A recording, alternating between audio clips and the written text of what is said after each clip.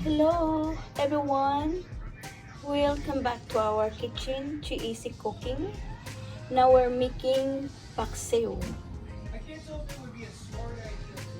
I need to take the intestine out and the fish and clean it up. Lang yung simple na ingredients natin. Salt, soy sauce. I put a little bit olive oil. We have a vinegar. We have round onions, and I have 3 cloves of garlic. Alright guys, this is how I clean my fish. So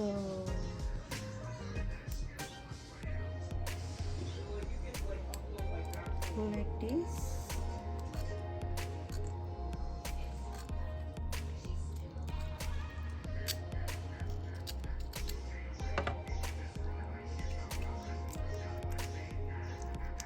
Take the intestine out there.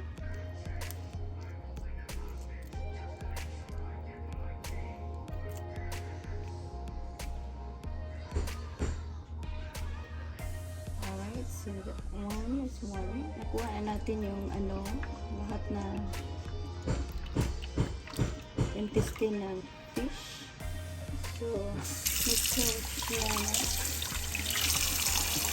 So we clean it really good. Intestine and good. And we put the pan. So clean natin yung isda. And we need to get ready for rinse natin sapat yung isda.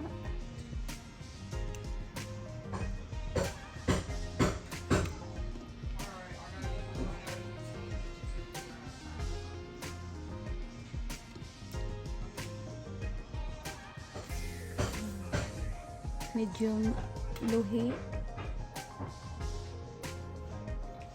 I like to dry the fish first before I put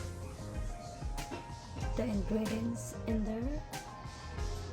So I just need to dry that for a bit. Close that for lid. Na-dry na yung fish natin. Lagyan natin ng toyo.